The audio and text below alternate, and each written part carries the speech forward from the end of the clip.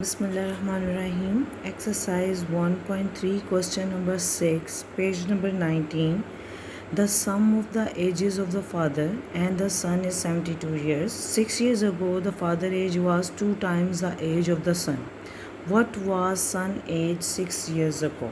Question statement को ज़रा minutely देखेंगे. इसमें देखेंगे हमें गिवन क्या. Given is mean the sum of ages of the father and son is 72 years. According to the first condition हमें जो स्टेटमेंट में गिवन है कि फादर और सन की एज का सम 72 ईयर्स है. पहले हम सपोज कर लेंगे let the father age be X and the son age is Y.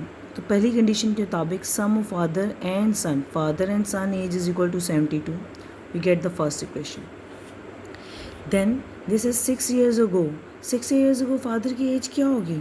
x minus 6. 6 साल पहले मीन्स 6 years हम माइनस कर देंगे फादर की एज में से. अब हम फादर की एज का नहीं पता, अननोन है, तो x में से 6 माइनस कर देंगे. Then is 2 times the age of son बराबर है 2 times the age of son 6 years ago. अब सन की एज 6 years क्या होगी? y minus 6. फादर की age 6 year ago is 2 times बराबर है 2 times means 2 multiply with the son age 6 years ago. तो सन एज 6 years ago क्या होगी? y minus 6. What was son age 6 years ago? This is our, हमने y minus 6 को calculate करना है. What was son age 6 years ago? 6 year ago son age क्या थी? y minus 6. Question में हमने y के वेरिएबल को कैलकुलेट करना है. Then we calculate the y minus 6.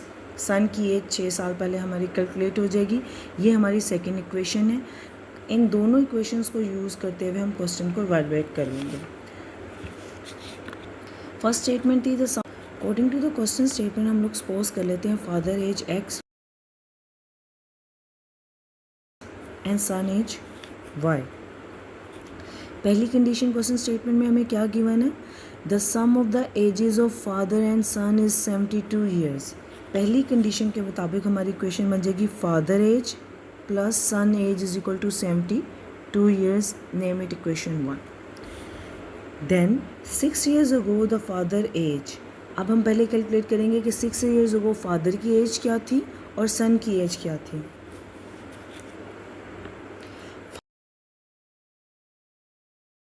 Father age 6 years ago x minus 6.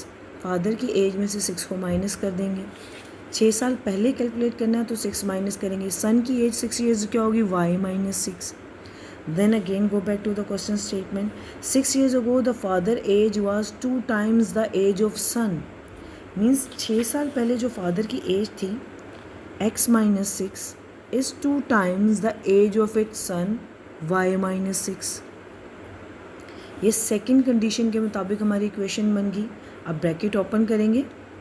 x minus 6 2 multiply y 2y and 2 multiply minus 6 minus 12. Bracket open करने के बाद हमारे पास माइनस 6 कॉन्स्टेंट है. माइनस 6 कॉन्स्टेंट को हम इस तरफ ले आएंगे माइनस 12. माइनस 6 जब अपनी साइड चेंज करके इक्वेशन के दूसरी तरफ जाएगा तो it's plus 6. x is equal to 2y minus 6. ये हमारे पास सेकेंड इक्वेशन आ जाएगी.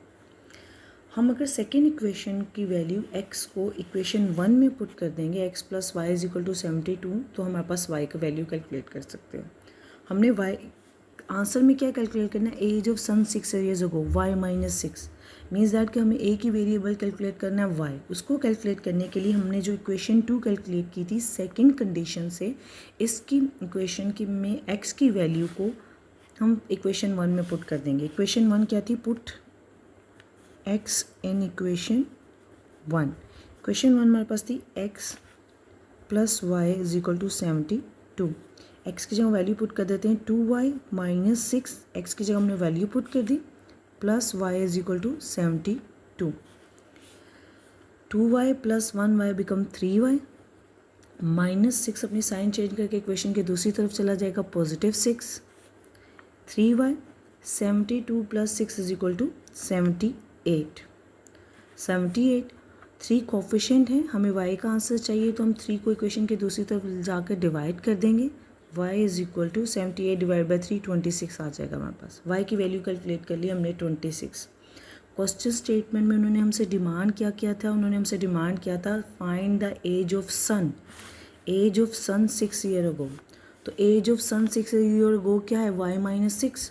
हमने सिर्फ इसको कैलकुलेट करना है। हम लिखेंगे y कैलकुलेट कर लिया, एज ऑफ सन